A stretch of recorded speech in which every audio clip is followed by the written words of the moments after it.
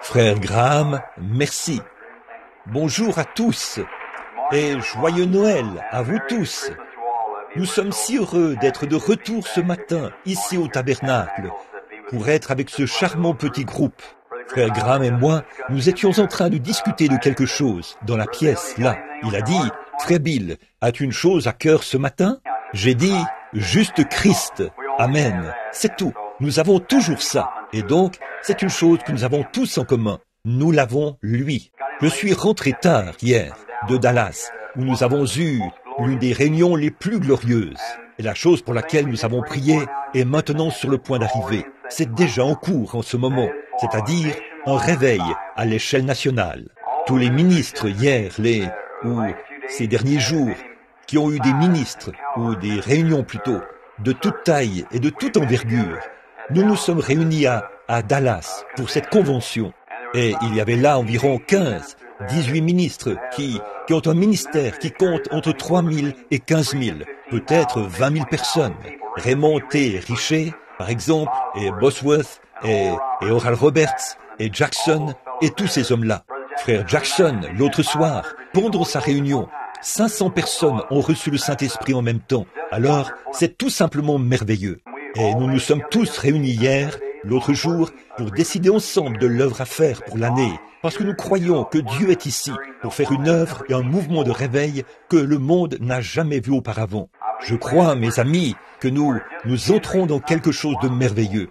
Et ces ministres qui organiseront probablement tous les soirs, l'été prochain, si le Seigneur nous le permet, tous les soirs, il y aura 15 ou 16 ou peut-être plus. Grands tents dressés qui peuvent accueillir jusqu'à 8 ou 10 000 personnes, partout aux États-Unis en même temps. Oh, il nous faut un réveil maintenant. C'est déjà en cours. Des centaines et des centaines reçoivent le baptême du Saint-Esprit et entrent maintenant dans le royaume de Dieu. Ce n'est même pas quelque chose que nous nous attendons à voir arriver un peu plus tard, car c'est déjà en cours. Dieu le fait maintenant même. Oui, monsieur, oui, frère Graham, c'est ça que j'ai toujours. Bien, eh bien, vous savez, frère Graham et moi travaillons si bien ensemble. Il est si grand et moi si petit. Alors parfois, je dois lui demander de secouer l'arbre un peu pour en faire tomber. Merci, frère Graham. Je n'ai toujours pas compris ça. Le feu. Nous le voulons sur l'autel, n'est-ce pas? Amen. Eh bien, L'autre soir, là où nous étions assis, des milliers de personnes étaient là. Tout le monde tapait des mains et louait Dieu. Et nous avons passé des moments tellement glorieux. Nous avions le feu sur l'autel à ce moment-là.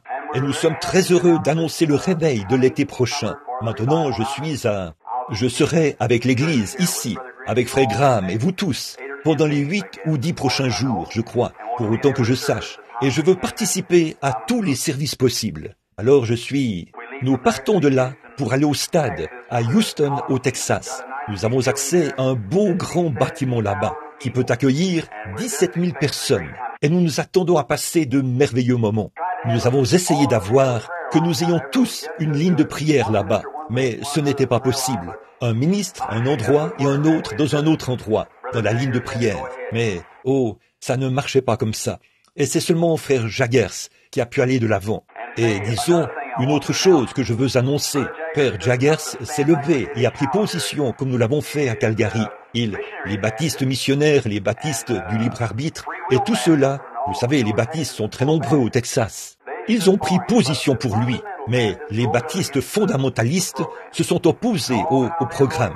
Et ils ont écrit un article à son sujet dans le journal et tout. Eh bien, ils lui avaient soumis par écrit des questions sur la Bible. Alors frère Jaggers a répondu. Et ils ont eu après qu'ils ont vu eux-mêmes les preuves, mais à cause d'un tas de positions politiques, eh bien, ils n'ont pas voulu publier ça dans le journal. Alors, frère Jaggers, nous avons convoqué une réunion là-bas, et 75 ministres qui collaboraient de cette ville se sont présentés là. Nous en avions fait une reproduction par photocopie, et nous avons dit, est-ce là la liberté d'expression? Est-ce là la liberté de presse? Comme ça. Et nous l'avons distribué. Et le lendemain matin, le journal a perdu 10 000 abonnés. Et ils sont venus en pleurant, à genoux, et ont dit, nous le publierons dans le journal, sans frais. Vous n'avez pas à nous payer un sou. Oh frères, écoutez, vous, Église, à un moment donné, nous vivions près de la voie ferrée. Plus maintenant. Nous vivons maintenant sur l'avenue Alléluia. Oui, monsieur. Nous sommes des millions. Avant, nous n'étions que quelques centaines, mais nous sommes maintenant des millions. Et unis ensemble, nous sommes l'église la plus puissante des États-Unis en nombre. C'est vrai. Oh, je pense, dans le monde, rien que l'année dernière, nous avons eu 1 500 000 conversions. Pensez-y, 1 500 000 conversions, des gens du plein évangile, en suivant la consigne générale, l'année dernière. Oh, nous augmentons maintenant. Et ces petits journaux et ces choses qui ont été... Ils ne voulaient pas parler des catholiques. Ils avaient peur d'eux. Vous voyez, ils avaient peur de le faire. Mais nous continuons à augmenter en nombre maintenant. Nous avons des droits. Revendiquons notre droit donné par Dieu. C'est vrai. Alors, nous allons de l'avant cette année, avec Dieu comme aide et comme bouclier, pour provoquer faire de notre mieux pour avoir un réveil. Maintenant, Oh, ici en haut, vous devrez tous me dire quand je dois m'arrêter. Là-haut, juste là-haut. Très bien. Je peux marcher jusqu'ici et regarder en arrière. Et alors, bon, combien se sentent bien en ce jour de Noël? Dites Amen. Oh là là, regardez, c'est un temps d'allégresse, le temps où nous pouvons tous nous réunir et adorer Christ.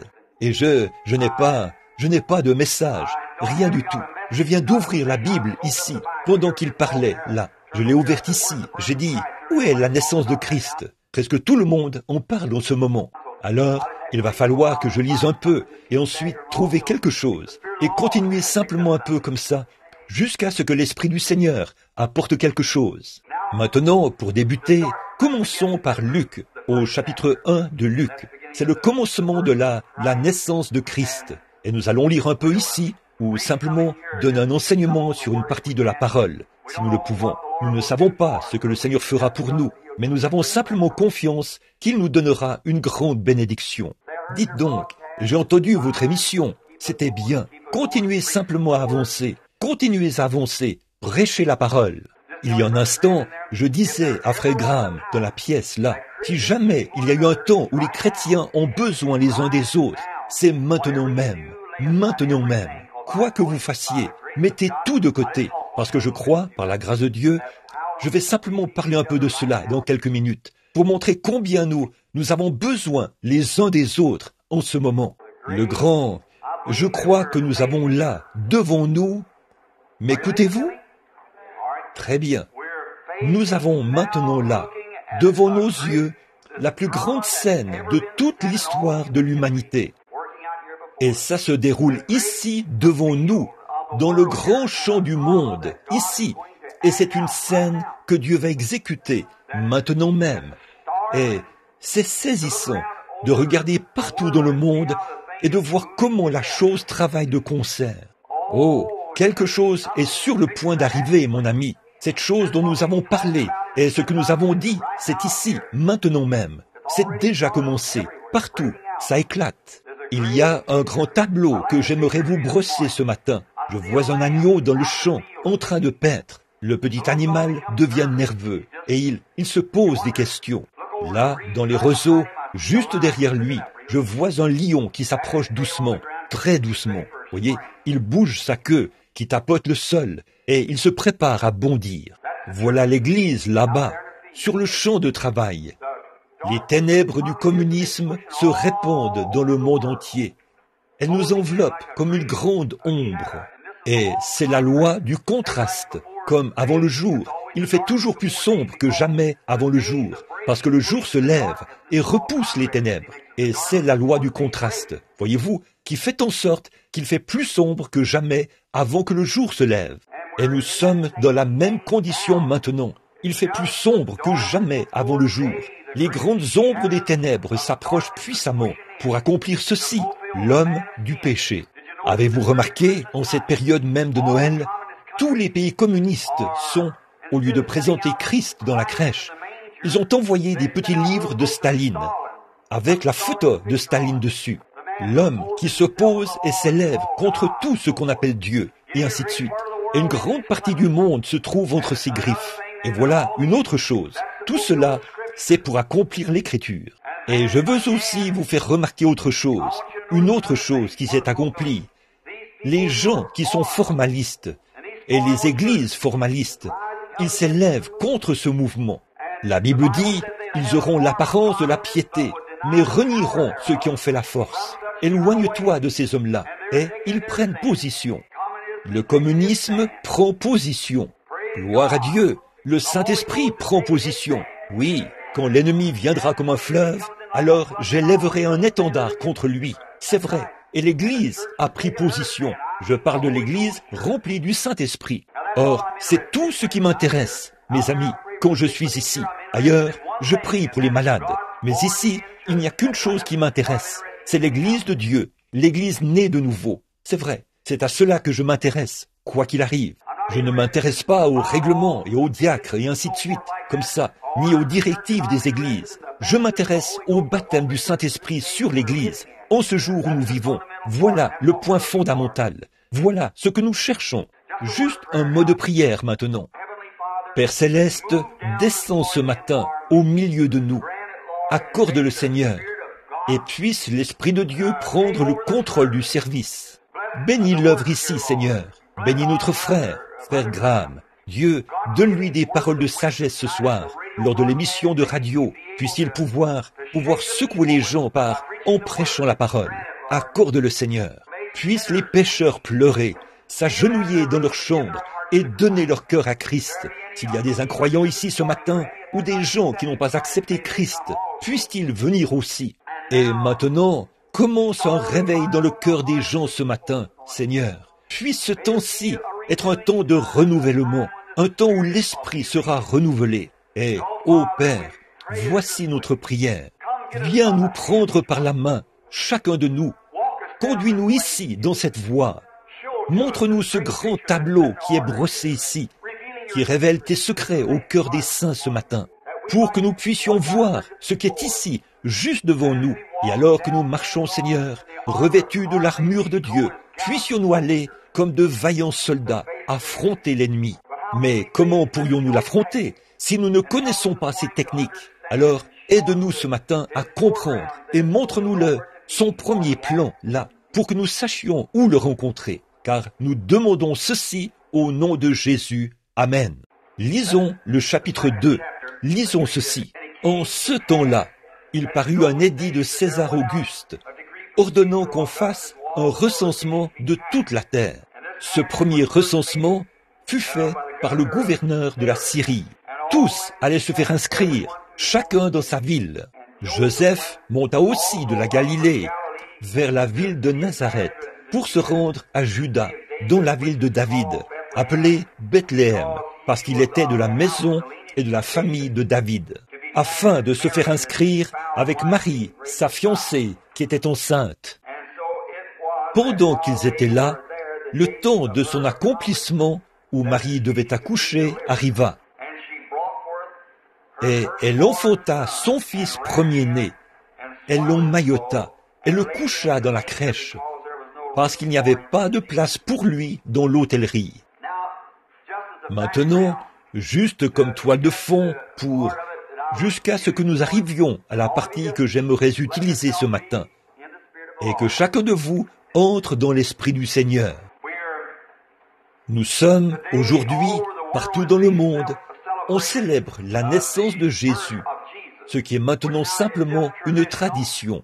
Jésus n'est pas né un 5 décembre, ni rien qui ressemble, ou le 25 décembre. Nous savons que c'est impossible. Les collines de Judée étaient couvertes de neige à ce moment-là. Alors, comment serait-ce possible? On s'entend pour dire que Jésus, par l'astrologie et ainsi de suite, et tout cela, qu'il est né aux alentours du 1er avril, donc au printemps. Mais ceci est un jour, et c'est très bien, simplement réservé pour l'adoration, en commémoration de sa venue dans le monde.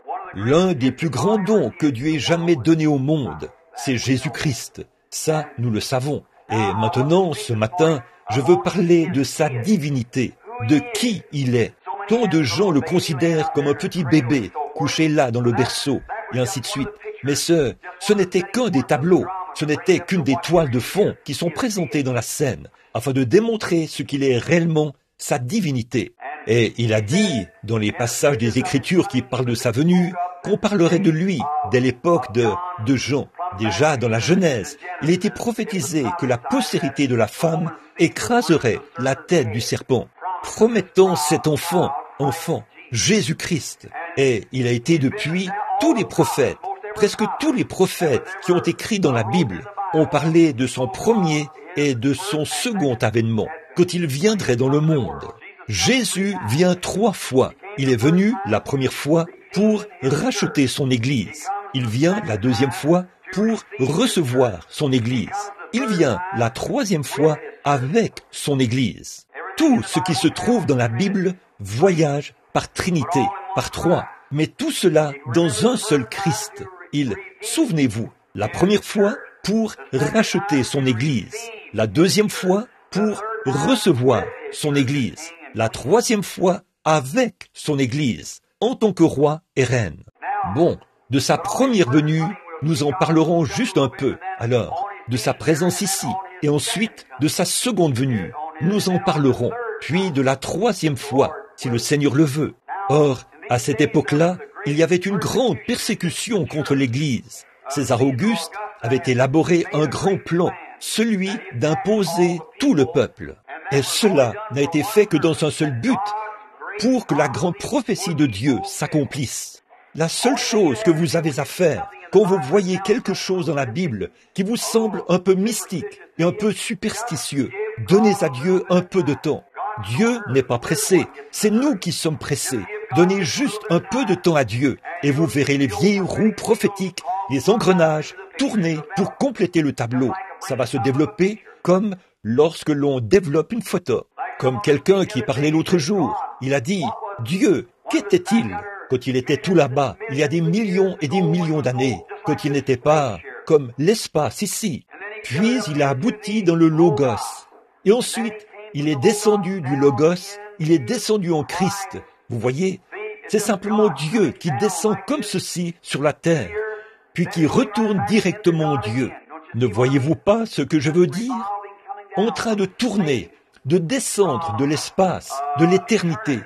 Tout s'engraine, descend dans le Logos, du Logos là dans l'homme, pour ensuite revenir de nouveau, dans un seul but, racheter cet homme qui était tombé.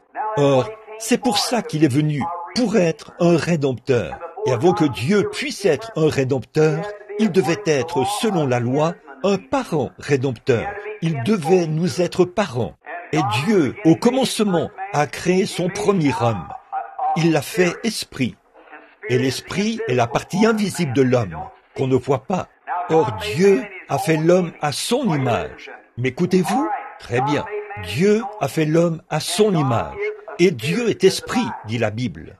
Et le premier homme qui était fait gouvernait toute la création, tout comme le Saint-Esprit gouverne l'Église aujourd'hui. Il dirigeait la création. Il dirigeait les animaux. Mais il n'y avait pas d'homme pour cultiver le sol. Alors Dieu a formé l'homme de la poussière de la terre. Et cet homme, il se peut qu'il lui ait donné des mains comme celles d'un singe. Il se peut qu'il lui ait donné des pieds comme ceux d'un ours. Quoi qu'il ait fait, il a simplement tout mis ensemble et a créé un homme. Mais quant à cet homme, Dieu a placé cet esprit immortel qui ne meurt jamais dans cet homme. Et il est devenu plus qu'une bête. Il est devenu un homme. Et cet homme-là, c'est ce qui suscite, à mon avis, beaucoup de discussions de la part des athées et de différentes personnes. Mais l'heure est venue où Dieu répand sa lumière. Voici l'heure où Dieu est en train d'accomplir des choses. C'est vrai. Et donc maintenant, quand il discute, eh bien, ses pieds sont semblables à ceux d'un ours, et ses mains sont semblables à celles d'un primate, ou d'un singe, ou quelque chose de ce genre. Il cherche à dire qu'il tire son origine de là. Ça n'a aucun rapport. Ceci, c'est simplement le corps de chair dans lequel il habite. C'est comme une maison qui retournera dans la poussière de la terre. Mais l'esprit est immortel. Il vient de Dieu. C'est cela qui est à l'image de Dieu.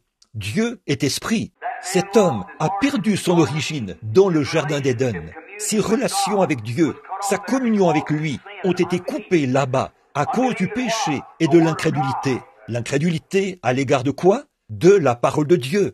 Il a été peint un tableau à Ève un jour. Il lui était dit que tout serait beaucoup plus glorieux si elle laissait simplement tomber la parole de Dieu pour se tourner vers le raisonnement. On ne peut pas faire ça. Dieu, Il y a une différence entre le raisonnement et la parole de Dieu. La parole de Dieu est vraie. Le raisonnement est faux. On ne peut pas résoudre quoi que ce soit par le raisonnement. C'est vrai. Notre cerveau n'est pas, n'est pas apte, et ne le sera jamais, à pénétrer la sagesse éternelle de Dieu. C'est pourquoi on ne peut pas raisonner ces choses. On doit les croire. C'est tout.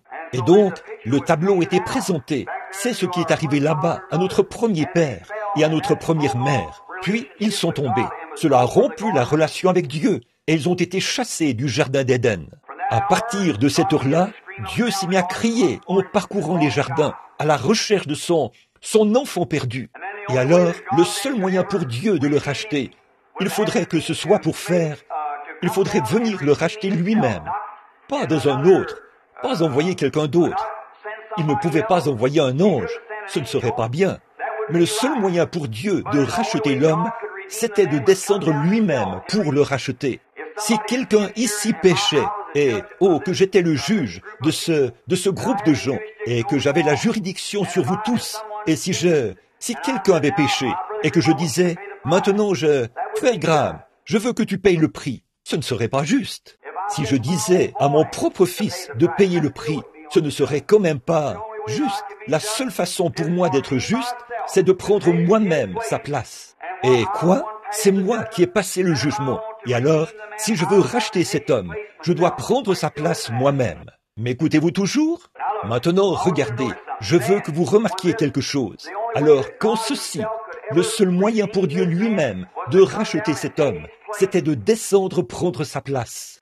Et c'était une loi de rédemption donnée par Moïse, qui prescrivait que cela devait être fait par un parent rédempteur, un homme qui, d'abord, était digne, un homme qui valait le prix. Alors cet homme rendrait publiquement témoignage et rachèterait les biens perdus de quelqu'un qui était tombé. Et alors, Dieu était digne. Il est descendu, il y a environ 1900 ans, sous la forme d'un bébé, né dans une crèche, couvert par le Saint-Esprit, non pas né par le désir sexuel. Il était Dieu. Le sang de Dieu était en lui. Le bébé est toujours du sang de son père, jamais de celui de sa mère. Nous le savons tous. J'ai déjà enseigné ça ici, par le passé, et vous savez que le bébé n'a pas la moindre trace du sang de sa mère en lui. Pas du tout. Non, rien n'en a. C'est toujours le sang du mâle. Une poule peut pondre un œuf, mais s'il n'est pas fertile, il n'éclora jamais. Peu importe combien l'œuf est beau et combien elle le réchauffe, il sera toujours infertile. Il va rester là et pourrir. C'est vrai, à moins que l'oiseau mâle ait été avec l'oiseau femelle. Et le germe de vie vient du mâle. Par conséquent, quand Marie, sans avoir connu aucun homme, elle était avec le mâle, Dieu, le Jéhovah Tout-Puissant, il l'a couverte de son ombre, et Dieu est le Créateur qui a créé une cellule de sang dans le sein de Marie, sans avoir connu aucun homme. Et c'est ce qui a produit le sang créateur de Dieu, pour nous racheter de notre vie venue ici par le désir sexuel. Et alors, ce sang-là a été tiré des veines d'Emmanuel sur la croix du Calvaire. Et aujourd'hui, il a la même puissance sainte de salut et de rédemption qu'il avait le jour où la transfusion a été faite au Calvaire. Vous le croyez? Amen. Maintenant, c'est vrai. Nous sommes rachetés par le sang de Dieu. La Bible dit, nous sommes acquis par le sang, rachetés par le sang de Dieu. Comment se fait-il que ce soit le sang de Dieu? Dieu n'a pas de sang. Comment est-ce possible? Parce que c'était le sang créateur de Dieu qu'il avait créé pour nous racheter, et il est venu vivre dans le même corps qu'il avait créé. Par conséquent, il ne pouvait pas. Dieu a dû subir la tentation. Il ne pouvait pas subir la tentation. Il a dû subir des tentations sexuelles. Il a dû subir toutes sortes de tentations. Être tenté par le diable, par les richesses, les puissances et les dominations, et ainsi de suite. Il a dû subir tout cela. Pour ce faire, il ne pouvait pas être comme Dieu en esprit. Il fallait qu'il soit Dieu en chair. Maintenant, ce matin, je parle de la divinité de Christ pour que vous sachiez qui il est, celui que nous adorons aujourd'hui. Pas un bébé dans une crèche, pas le Père Noël, mais nous adorons le Dieu Tout-Puissant dans la divinité de son Fils. Et remarquez là, ce sang est descendu et c'était Jésus-Christ, Dieu lui-même, quittant la forme esprit, est entré en Jésus-Christ. Et la Bible dit que Dieu était en Christ, réconciliant le monde avec lui-même. Pas vrai? Dieu lui-même, Jéhovah, a vécu en Christ et est devenu notre parent Parce que, comme nous, il est né dans une chair humaine. Pas vrai? Les cellules de son sang ont été formées par Dieu et les cellules de sa chair ont été formées dans le ventre de Marie, qui a mis l'enfant au monde. Alors Dieu est descendu et il a vécu dans une chair humaine et il était tenté en toutes choses comme nous. Croyez-vous cela? Très bien. Et alors, à ce moment-là, il a donné librement son sang. Il n'était pas obligé de le faire. Il a consenti à ce sacrifice. Il aurait pu monter directement dans la gloire. Il aurait pu être transfiguré, comme il avait été sur la montagne de la transfiguration, monter au ciel sans mourir pour nous. Mais il a bien voulu mourir pour nous. Il a donné librement son sang au calvaire. C'est vrai. Et il a choisi. Il était un homme de douleur, habitué à la souffrance. Et il a rendu publiquement témoignage. Dans le livre de Ruth, il y a là une très belle image de Boz, un type de Christ, et de Ruth, qui est allée dans un pays étranger comme rétrograde. Elle est sortie du pays et a ramené avec elle, je veux dire, Naomi. Et elle a ramené Ruth. Et quand Ruth est revenue, venait du pays de Moab. Et quand elle est revenue, elle était une Moabite. C'est vraiment une image de l'épouse des nations, de l'Église. Et quand Naomi était sur le point de partir, Naomi lui a dit, elle a embrassé et lui a dit de retourner auprès de son peuple. Elle a dit, j'irai avec toi vers ton peuple, que ton peuple soit mon peuple, que ta demeure soit ma demeure, que ton Dieu soit mon Dieu. Et rien d'autre que la mort ne nous séparera. Où tu mourras, je mourrai. Où tu seras enterré, je serai enterré. Voilà une image de l'Église des nations qui entre en Christ. En effet, autrefois, nous étions des étrangers, loin de Dieu. Seuls les Juifs étaient ceux qui devaient être sauvés. Mais nous, en étant morts en Christ, c'est alors que nous sommes la postérité d'Abraham et sommes héritiers selon la promesse. Et Christ a une épouse des nations. C'est tout à fait vrai. Bon, Boz, pour racheter les biens perdus de Naomi, c'était l'état rétrograde d'Israël. Alors Moab devait sortir. Et quand il est sorti, quand il est sorti, il a dû ôter son soulier devant les portes, devant les anciens, pour rendre publiquement témoignage qu'il avait racheté cette femme perdue et ses biens. Et en faisant ça, il a obtenu là son épouse, la femme qu'il cherchait. Il devait d'abord racheter la femme afin d'obtenir l'épouse. Ne voyez-vous pas? Et c'est la même chose que Christ a faite. Il a rendu publiquement témoignage aux portes de Jérusalem, quand il était battu, frappé, affligé, et a été conduit au calvaire, à la colline de Golgotha. Et il a baigné la colline de son propre sang, comme témoignage public qu'il avait racheté tous les biens déchus depuis le commencement, et qu'il a racheté son peuple de la malédiction du péché et de l'emprise de l'enfer. Et sachant qu'elle aurait besoin de quelque chose de plus dans les derniers jours que ce qu'elle avait là, il a dit, « Je ne vous laisserai pas orphelin, je prierai le Père, et il vous donnera un autre consolateur, c'est-à-dire le Saint-Esprit. Il demeurera éternellement avec vous. Encore un peu de temps, et le monde ne me verra plus, mais je vais au ciel pour arranger cette chose-là, et je reviendrai, et je serai avec vous, et même en vous, jusqu'à la fin de l'âge. » C'est de ça que je parle. Vous m'entendez encore? Dites Amen. C'est vrai, c'est de ça que je parle maintenant, de lui qui revient dans sa puissance. Les âges se sont succédés. Oh, qui est-il? Oh, ce matin, il pense à un petit objet d'adoration, à une petite crèche là-bas, Ça, je ne pense pas à ça. Je pense à Christ, l'espérance de la gloire, dans nos cœurs ce matin, par le Saint-Esprit. C'est vrai. Oh, condamné par le monde. Chaque fois que Dieu est venu dans le monde, quand il est venu, le monde l'a haï. Ce qui arriva du temps de Noé arrivera de même à l'avènement du Fils de Dieu. Nous sommes en ce jour-là, mes amis.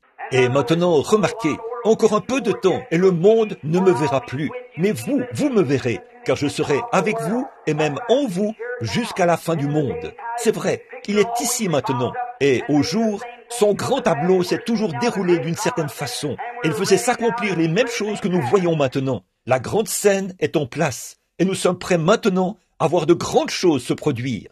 L'Église a été sortie du berceau. C'est vrai, les pentecôtistes l'ont secouée là-bas, il y a quelques années, alors que les gens jetaient des pierres et se moquaient et se riaient d'eux. Mais elle a maintenant atteint sa maturité. C'est tout à fait vrai.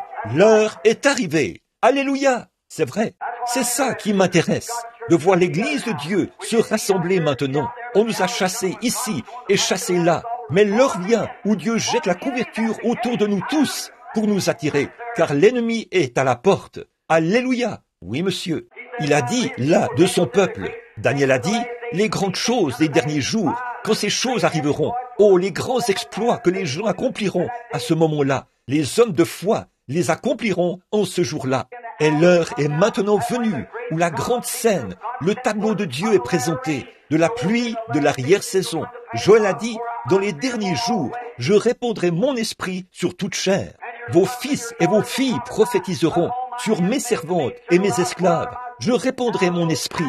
Je ferai paraître des signes en haut dans le ciel et des signes en bas sur la terre, des colonnes de feu et des vapeurs de fumée. Il arrivera que, avant l'arrivée du jour du Seigneur, ce jour grand et redoutable, quiconque invoquera le nom du Seigneur sera sauvé. Jésus a dit là, ces choses que je fais, vous les ferez, et de plus grandes, car je m'en vais à mon Père. Alléluia, alléluia. Voici ce qu'il a dit là, dans la parole. Là, il a dit, si vous demeurez en moi et que ma parole demeure en vous, demandez ce que vous voudrez, et cela vous sera accordé. Il y a quelques années, les gens d'ici ont dit, vous qui êtes là-bas au tabernacle, vous êtes des exaltés, vous êtes tous ceci, cela et autre chose. Vous êtes fous. Mais, oh là là, nous nous sommes tenus sur ce rocher qui est la vérité, jusqu'au baptême du Saint-Esprit. Et maintenant, la puissance du Dieu Tout-Puissant s'est formée dans l'Église. Elle se manifeste. Alléluia! J'attends le moment où Dieu va secouer toute la chose, partout. Père, c'est déjà en cours en ce moment même. C'est en cours, c'est vrai. Sa divinité, qui est-il? Certains font de lui un petit bébé de cette époque-là. Il est celui qui s'est tenu sur l'invisible. Oh là là, sur l'estrade, et qui a tendu les mains, a parlé et a dit que la lumière soit. Et la lumière fut. C'était Jésus-Christ. Car il était dans le monde, et le monde a été fait par lui. Et le monde ne l'a pas reconnu. Il est la divinité de Dieu. Regardez ce qu'il a fait à cette époque-là. Vous parlez de choses miraculeuses, là. Vous parlez de pousser des cris. Quand il a accompli les choses miraculeuses, pour créer les choses qui existent maintenant, à partir de choses qui n'étaient pas, il a parlé, et il en était ainsi. Et cette même puissance, ce même Christ, alléluia, les fondamentalistes et les gens qui nient la puissance de Dieu auront beau dire que c'est faux, mais cette même puissance qui a créé le monde par la parole est dans les gens qui ont le Saint-Esprit. C'est vrai, hommes et femmes, il est temps qu'on sache qui vous êtes. Le diable cherche à vous tenir cachés dans un coin. Il vous raconte que vous n'êtes qu'un petit peureux. Vous ne l'êtes pas. Vous êtes des fils et des filles de Dieu. La divinité n'est pas dans le ciel. Elle est en vous. Alléluia. Je sais que vous pensez que je suis fou, mais je vais vous dire quelque chose, frère. Quand vous prenez conscience que le Dieu Tout-Puissant vit en vous, la vie immortelle, je donne ma vie, Zoé, la vie de Dieu est dans l'être humain. Il s'est tenu là, à cette époque-là. Il est le créateur de toutes choses. Il a créé la vie, les grenouilles, oh, les abeilles, les canards, les poulets, les animaux. Il a créé toutes choses. Et rien de ce qui a été fait n'a été fait autrement que par lui. Qui? Christ, la divinité. Il a fait descendre des fléaux et tout au jour de l'Égypte. Qui? Christ. Il a fermé là la gueule des lions. Il a éteint la violence du feu. Ils ont échappé au tranchant de l'épée. Ils ont ressuscité les morts du tombeau. Qui? Christ. Oh là là, qu'est-ce que ce sera? Qui est-il? Christ, la divinité. Et frères, sœurs, cette divinité est en vous. Encore un peu de temps et le monde ne me verra plus. Mais vous me verrez, car je serai avec vous et même en vous jusqu'à la fin de l'âge. Christ dans la crèche? Non, Christ en vous. Alléluia. Nous n'adorons pas Christ dans la crèche, mais Christ en vous, le Saint-Esprit, l'espérance de la vie. Alléluia. Le Créateur, Dieu lui-même qui habite dans l'être humain. Ce que nous serons n'a pas encore été manifesté, mais nous le verrons tel qu'il est, car nous serons semblables à lui, l'Esprit dans l'être humain. Il n'y a pas de place pour lui. Les gens ici qui disent qu'ils sont de Christ, que leur Église est de Christ, ils vont à... Et qu'est-ce qui s'est passé hier soir? Ils ont ouvert leur cadeau de Noël. Voyons ce qu'il en est de papa. Il y avait sous le sapin de Noël de beaucoup d'hommes. Hier soir, il y avait une grande caisse de bière quelque part. Pas de place pour Jésus. toute la place pour la bière. Maman a ouvert son cadeau, un jeu de cartes. Pas de place pour Christ. Les cartes, c'est vrai, au lieu d'une petite Bible ou quelque chose comme ça pour les enfants. C'est un petit livre de G-Men ou un petit quelque chose comme ça. Pas de place pour Jésus. Au lieu d'aller à l'église, ils vont à un spectacle, à des danses et tout. Et ils se disent chrétiens. Frères, quand la divinité de Dieu, par le Saint-Esprit, entre dans le cœur humain, elle fait sortir tout ce que Christ n'a pas créé. Vous savez que c'est la vérité. Dieu, Christ, l'espérance de la gloire, en vous, pas dans le berceau, en vous. À un moment donné, Dieu était là, au commencement. Ensuite, il est venu en Moïse. Il est venu dans les enfants d'Israël.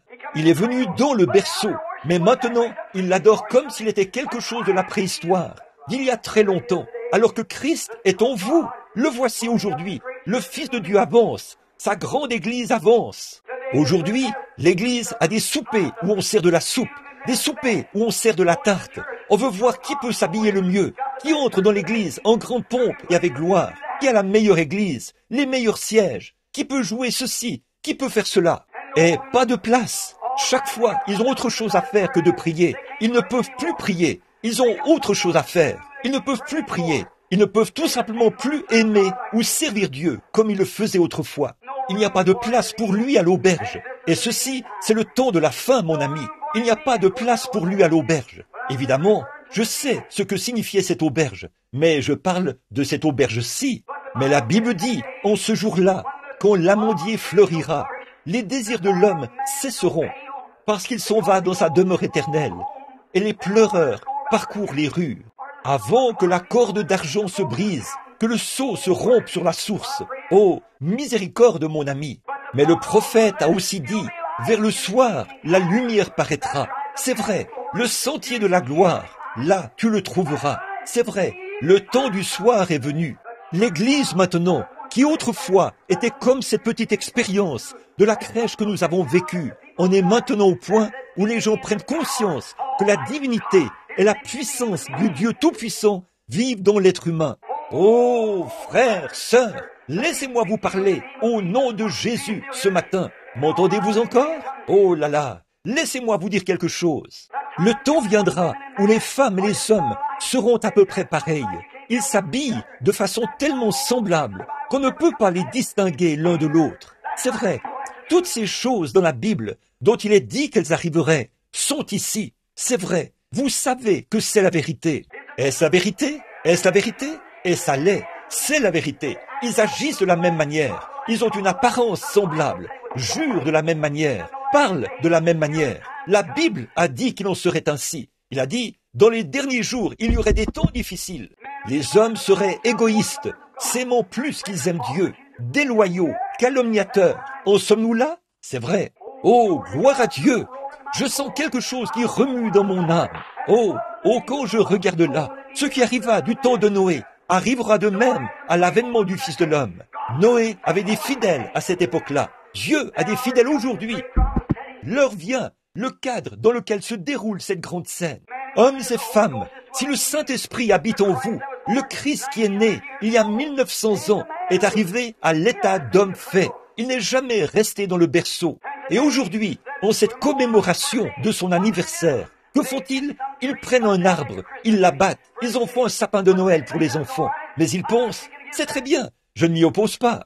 Mais le problème, c'est qu'ils mettent plus d'emphase sur l'arbre de Noël que sur Christ. Christ Kringle est partout dans le pays. Qui était-il? Un Allemand, un saint catholique, qui a vécu il y a des années, un vieil homme qui faisait le bien. Et aujourd'hui, c'est presque devenu une adoration. C'est vrai, il n'y a pas de mal à en parler aux enfants, ou ce que vous voulez faire, en ce qui me concerne. Mais ce qu'il en est, c'est qu'il est si facile de tomber dans cette ornière de l'autre côté, de faire sortir Christ, les fondements véritables de Christ, de Noël. Et les hommes prennent Christ Kringle au lieu du vrai Noël. C'est vrai, il n'y a pas de place pour lui à l'auberge. Tout est à sa place si nous avions le temps. Je sais qu'il se fait tard, et il se fait tard. Mais regardez, mes amis, l'heure est venue, et c'est maintenant même, où la grande scène de Dieu se déroule ici devant nous. Le Fils de Dieu qui était dans le berceau est maintenant dans le cœur. Il est la divinité de Dieu. Il est Dieu, le Créateur. Il a dit, toutes choses Il était dans le monde et le monde a été fait par lui. Et le monde ne l'a pas connu. Et aujourd'hui, c'est ça le problème de l'Église. L'espérance de la gloire. Le baptême du Saint-Esprit est entré dans le cœur des gens et ils ne reconnaissent pas ce que c'est. Ils pensent que c'est une petite adhésion à l'Église ou quelque chose comme ça. Mais c'est Dieu, le Créateur, qui vit en vous et qui vous donne tous les pouvoirs. Et vous êtes en possession de tout ce qu'il avait. Ainsi, vous avez en vous ce qu'il faut pour vous abstenir du mal, pour faire le bien, pour fuir le mal et vous tourner vers la justice, pour vous détourner des tentations. Toute méchanceté, haine, querelle, jalousie et ainsi de suite, détournez-vous-en, car cela l'ôterait de votre cœur. Si vous voulez le recevoir, l'embrasser et l'aimer, et le garder dans votre cœur et l'aimer. Je peux vous dire que l'Église, réunie dans ce genre de puissance, a la puissance de lier les cieux, de guérir les malades, d'ouvrir les yeux des aveugles. Alléluia! Les sourds parlent, les muets parlent, et les sourds entendent. Les infirmes marchent, les aveugles voient. Pourquoi? C'est de reconnaître la puissance du Dieu Tout-Puissant dans votre cœur. Le voilà, la divinité.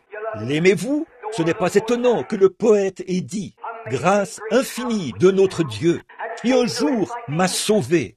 J'étais perdu, mais maintenant il m'a retrouvé.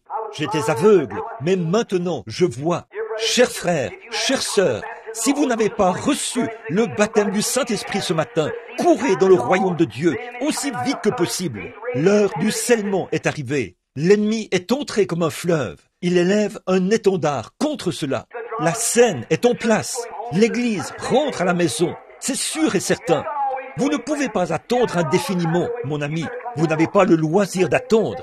Vous feriez mieux de venir maintenant. Vous feriez mieux de le faire aujourd'hui. C'est vrai, pendant qu'aujourd'hui est toujours aujourd'hui. Faites-le maintenant. Souvenez-vous, mes amis, cela peut sembler étrange.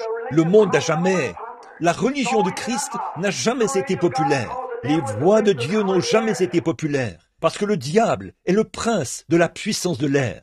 Il a tous les gouvernements. Chaque gouvernement est contrôlé par le diable, selon la Bible. Le diable a dit que c'était ainsi. C'est vrai, il contrôle tous les gouvernements. Et la Bible dit, et vous, tous les saints anges, et vous, les saints sur la terre, réjouissez-vous, car le royaume du monde est remis à notre Dieu et à son Christ, et il régnera. Satan a emmené Jésus au sommet de la montagne et lui a montré tous les royaumes du monde. Il a dit, tous ces royaumes m'appartiennent et je te les donnerai. Jésus a dit, retire-toi, Satan. C'est vrai, il ne se souciait pas. Il a dit, si mon royaume, de ce monde, je pourrais appeler des légions d'anges, mais mon royaume n'est pas de ce monde, mais mon royaume est dans le ciel.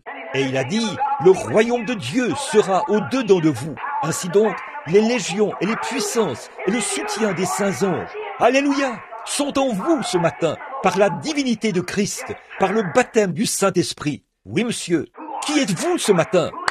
Qui est Jésus-Christ? Il est en vous, dans la mesure où vous lui permettez de l'être. Il essaie de se frayer un chemin, d'entrer en vous aujourd'hui, et vous restez à l'écart. Vous vous posez des questions, vous regardez, vous contemplez, et vous vous retenez un peu. Ne faites pas ça. Entrez directement dans le sein de Dieu. L'heure est arrivée. Alléluia. Oh, comme je l'aime. Il viendra un de ces jours. Je veux le voir. Pas vous? Je veux le voir. Je crois que nous le verrons. Pas vous? Il est ici maintenant. Sa puissance agit. Qu'est-ce qui fait que les gens pleurent, poussent des cris et agissent comme ça? Qu'est-ce qu'il y a? C'est le Saint-Esprit qui agit en eux. Si seulement ils pouvaient prendre conscience et l'étreindre, étreignez le Saint-Esprit. Croyez-le, serrez-le contre votre sein. Menez une vie droite. Ne faites rien qui puisse l'entraver. Dites, ô Seigneur Jésus, je te désire. Je veux que tu te tiennes près de moi. Je vais me tenir à tes côtés, Père. Et à ce moment-là, il s'efforce d'entrer en vous. Il veut y entrer. Il vous fait la cour pour vous attirer vers lui tout le temps. Maintenant, mes amis, je sais que c'est la vérité. Je sais que les gens ne se rendent pas compte de qui vous êtes. Chaque personne ici peut vivre au-dessus du péché, peut vivre sans péché, vivre en Dieu. Vous ferez des erreurs, mais le sang de Christ vous pardonnera. Père, pardonne-leur, car ils ne savent pas ce qu'ils font. Pas vrai? Cette même puissance de Christ qui était suspendue à la croix du Calvaire, le même Dieu qui l'a ressuscité au jour de la résurrection, c'est en vous maintenant. vous qui avez le Saint-Esprit. Oh, ne l'aimez-vous pas? Oh là là, écoutez sa voix qui appelle aujourd'hui. Amenez-le près de votre sein et dites, ou serrez-le contre votre sein et dites, maintenant Seigneur Jésus, j'ai été un peu différent, mais depuis ce jour de Noël, je me rends compte de qui tu es maintenant. Autrefois, je t'adorais en tant que petit bébé dans une crèche. Je t'ai vu là-bas, tout petit, il y a 1900 ans, et je me suis dit, oh, si j'avais pu monter à Jérusalem. Aujourd'hui, il se procure des laissez-passer et tout, pour aller voir le berceau, l'endroit où il est né, la même crèche. Mais mes amis, ce n'est pas là qu'il est né, c'est ici même qu'il est né. Dieu l'a fait descendre vers chacun de nous, et son être vivant vit en nous. Oh, le Créateur, la chose qui a créé le monde, créé les cieux, créé la terre, créé l'homme, se trouve dans chaque individu qui a le baptême du Saint-Esprit aujourd'hui. C'est ça qu'il faut, c'est ça le secret, recevoir le Saint-Esprit. Il est en vous, il est l'espérance de la gloire. Et regardez ici, dans l'Ancien Testament, comme je l'ai mentionné bien des fois, quand le contrat était rédigé, on le déchirait au-dessus du corps d'un animal mort. Et quand on réunissait ces deux contrats, ce contrat devait s'emboîter l'un dans l'autre. Et aujourd'hui, Dieu a rédigé un contrat, pas parce que vous étiez bon, pas parce que vous aviez adhéré à l'Église, pas parce que vous aviez un bon rang dans la société. Vous pouvez être vraiment bon, vous pouvez mener une vie pure, vous pouvez aller à l'Église tous les jours, vous pouvez faire des sacrifices tous les jours, vous pouvez donner une partie de votre argent, vous pouvez abandonner tous les péchés du monde et tout, et mener une vie aussi loyale et fidèle que possible. Mais vous manquerez le ciel aussi vrai que l'Est est éloigné de l'Ouest. C'est vrai, ce n'est pas par la bonté que nous sommes sauvés, mais c'est par sa miséricorde que nous sommes rachetés, que Dieu voulait faire des fils et des filles. La bonté ne produit jamais cela. C'est l'Esprit de Dieu qui produit cela. S'il n'en était pas ainsi, il n'aurait pas eu besoin d'envoyer le Saint-Esprit. Comment le Saint-Esprit pourrait-il être complet sans... Comment le contrat pourrait-il être complet? Jésus a dit, je m'en irai, mais je reviendrai, et je serai avec vous, et même en vous. Priez le Père, et il vous donnera le Saint-Esprit. Il demeurera avec vous à jamais. Et les gens mettent leur nom sur les registres de l'Église. Ils essayent de tourner la page le jour de Noël. Ils essayent de descendre là-bas à l'Église et de rendre quelques hommages à la crèche de cette époque-là, alors que le Saint-Esprit s'efforce d'entrer partout, essayant de trouver. Et le monde les a tellement aveuglés qu'ils s'avancent là et disent « Eh bien ça, c'est une bande d'exaltés, tout comme il en était du temps de Noé. Il en est de même maintenant. La venue du Fils de Dieu approche, c'est vrai. Et seulement ceux qui sont remplis du Saint-Esprit, qui ont la vie immortelle qui vit en eux, le Saint-Esprit, c'est ce type de gens-là qui sera enlevé d'ici, c'est sûr et certain. Il y avait quelque chose d'autre à propos de cette vieille petite arche au temps de Noé qui flottait au-dessus de l'eau. C'était un pouvoir attractif d'en haut. Il y avait une lumière au sommet et c'était la gloire de Dieu qui brillait du haut du ciel dans cette chambre haute. Et je vous le dis aujourd'hui, mes amis, écoutez ma parole. Il y a un pouvoir attractif qui ne vient pas de l'Église, qui ne vient pas du pasteur, mais qui vient de la gloire. Le baptême du Saint-Esprit qui descend dans le bon canal pour faire monter une église. Qu'est-ce que c'est? La puissance de Dieu, l'accès à sa vie, Zoé. Ces choses que je fais, vous les ferez aussi, vous en ferez de plus grandes.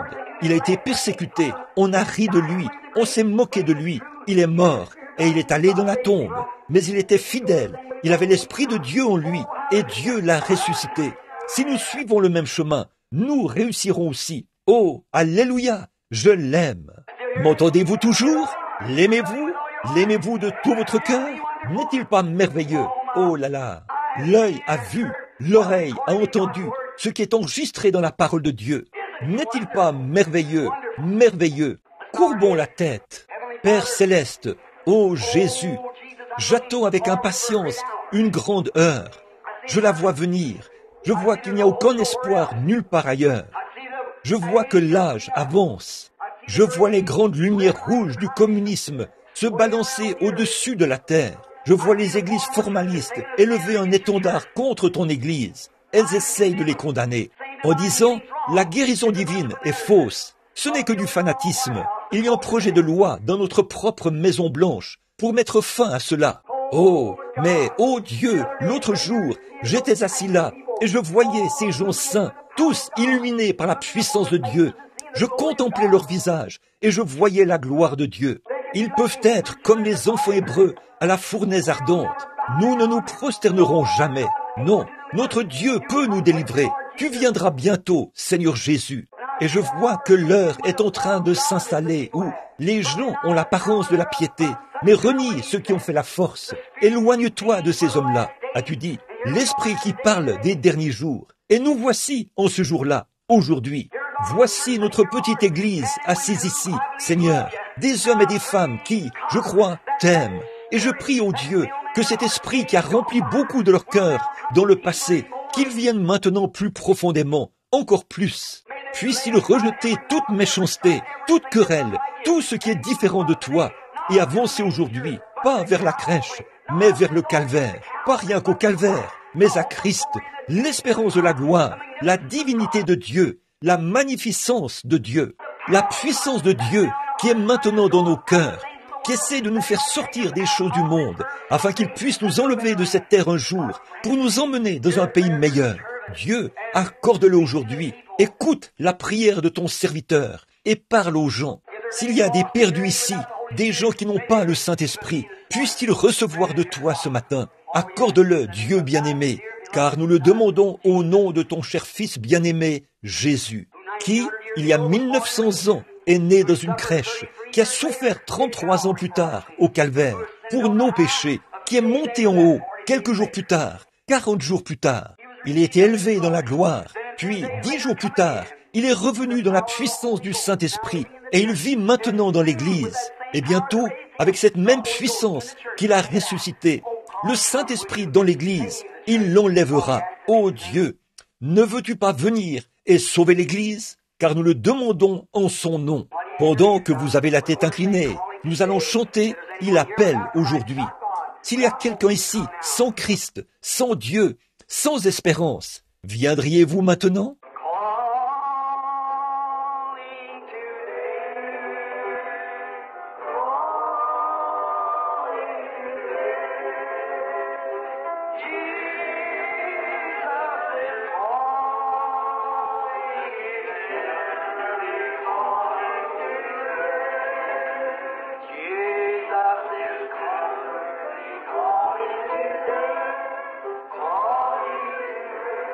Êtes-vous sans Dieu, sans espérance, sans Christ? Êtes-vous conscient, chrétien, que vous n'avez pas la plénitude de la vie, de la parole de Dieu? Ne voulez-vous pas venir?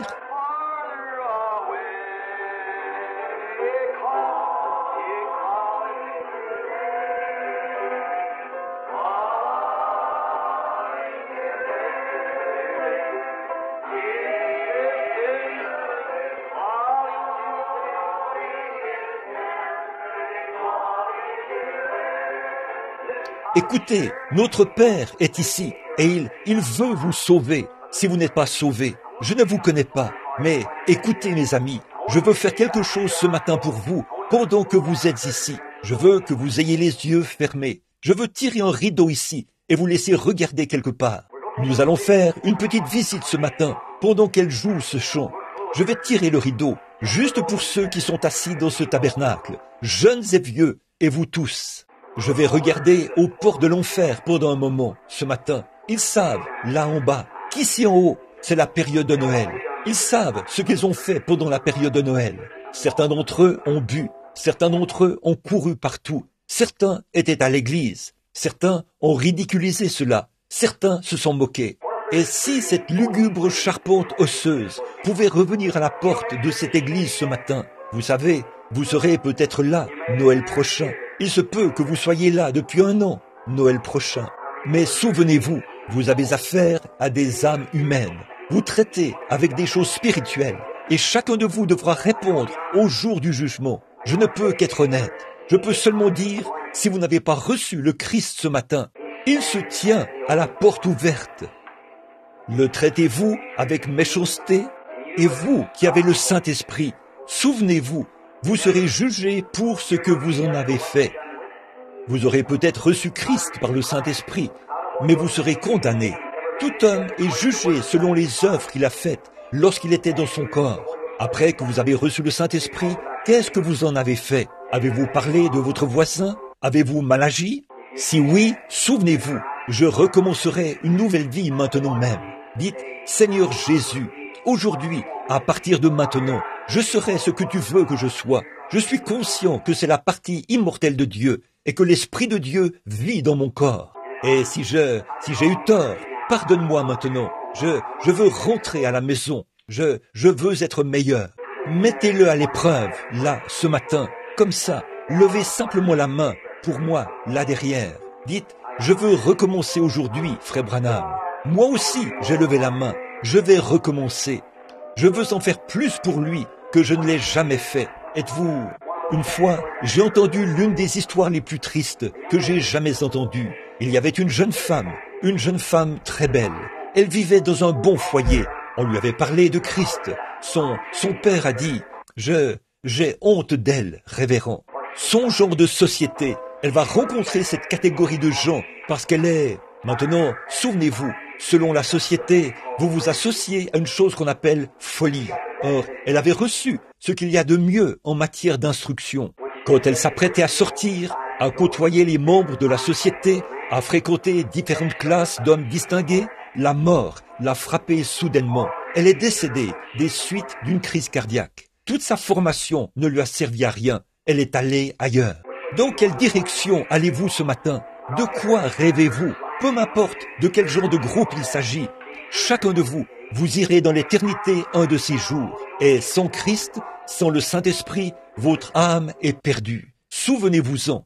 C'est seulement en acceptant Christ par le Saint-Esprit que vous pouvez arriver là. S'il est en vous, il est la puissance de Dieu. Vivez par cela. Il est Dieu en vous. La Bible dit, vous devenez des dieux. C'est vrai. N'êtes-vous pas tous des dieux? Et Jésus a dit à les pharisiens, là, on dit, tu te fais Dieu. Il a dit, n'est-il pas écrit dans votre loi que vous êtes des dieux? Il a fait de Moïse un dieu pour Pharaon. Et il a fait de vous un dieu pour les gens. C'est vrai. Et vous, ce matin, vous êtes des épîtres écrites de Dieu. Votre vie est de Dieu. Et elle porte même ce Saint-Esprit. Regardez ici, mes amis. Ne laissez pas ceci vous échapper. Ne laissez pas ça passer comme un petit quelque chose de mythique. Père, nous venons ce matin en tant que tes humbles enfants. Je suis conscient que nous vivons à la dernière heure, à l'heure de la fin. Quelque chose peut arriver d'un moment à l'autre.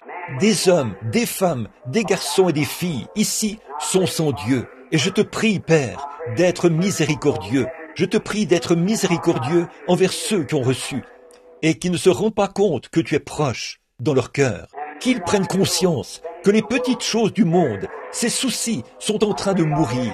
Je prie, ô Dieu, que tous ceux qui sont ici ce matin soient vraiment consacrés à toi pendant les jours à venir.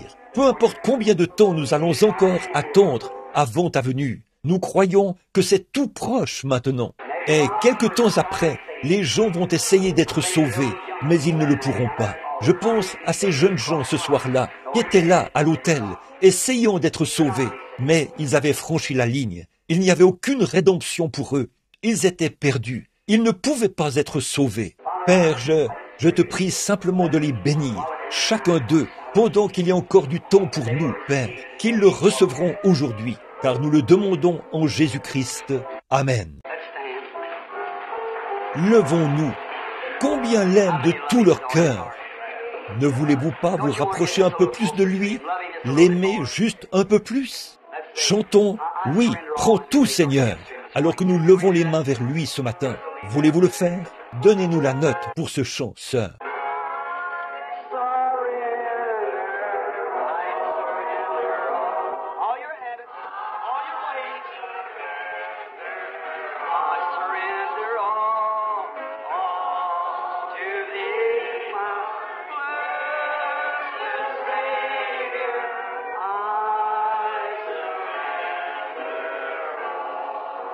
Êtes-vous vraiment sincère?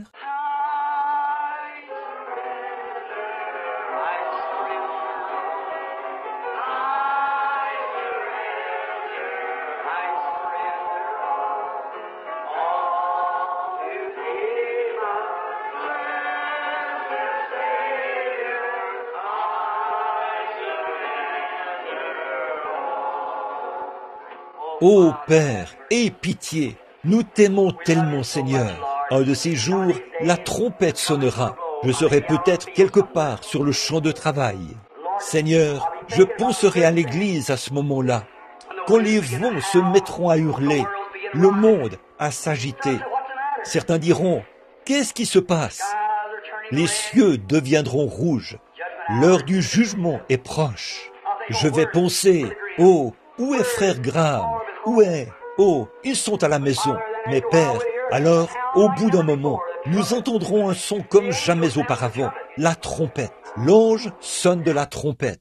Ô Dieu, ceux qui sont entrés dans la chambre de la mort ressusciteront. Oh, on entendra les gens crier. Qu'est-ce qui se passe avec le monde? Nous ne pouvons pas rester tranquilles. Et la terre est secouée. Et alors, nous serons tous ensemble enlevés pour aller à sa rencontre dans les airs. Ô Père, si la mort doit venir nous prendre avant ce moment-là, je veux dire la mort naturelle de cette séparation terrestre ici, puissions-nous entrer dans ces chambres avec une foi vaillante, nous enveloppons de la robe de Christ, le Saint-Esprit.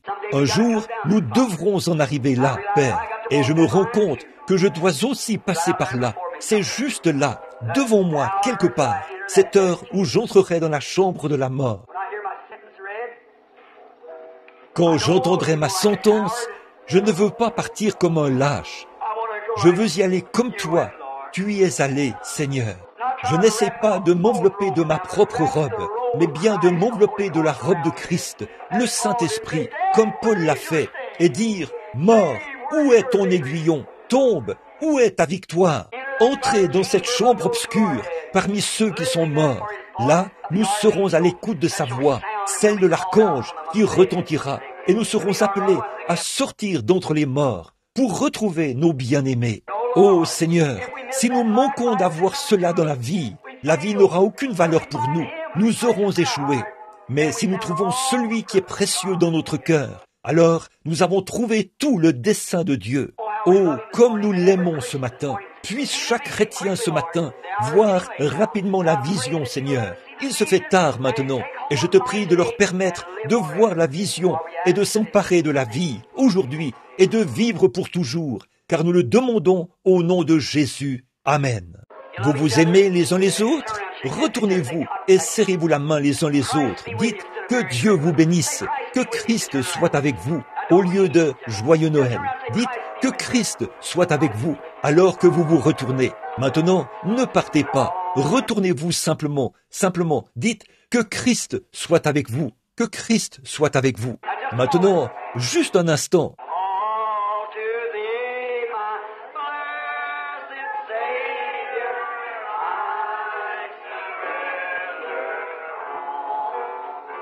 Eh bien, je pensais qu'il était midi passé. Il est 11 heures passées. Et je pensais qu'il était midi 20. Juste, que dites-vous? Amen. Est-ce que tout le monde aime le Seigneur? Dites, loué soit l'Éternel. Disons juste un peu, pas plus de 3 ou 4 paroles pour rendre témoignage, comme j'aime Jésus. Dites simplement, oui, pas plus que ça. C'est ça, quelqu'un d'autre. Je l'aime. Oh,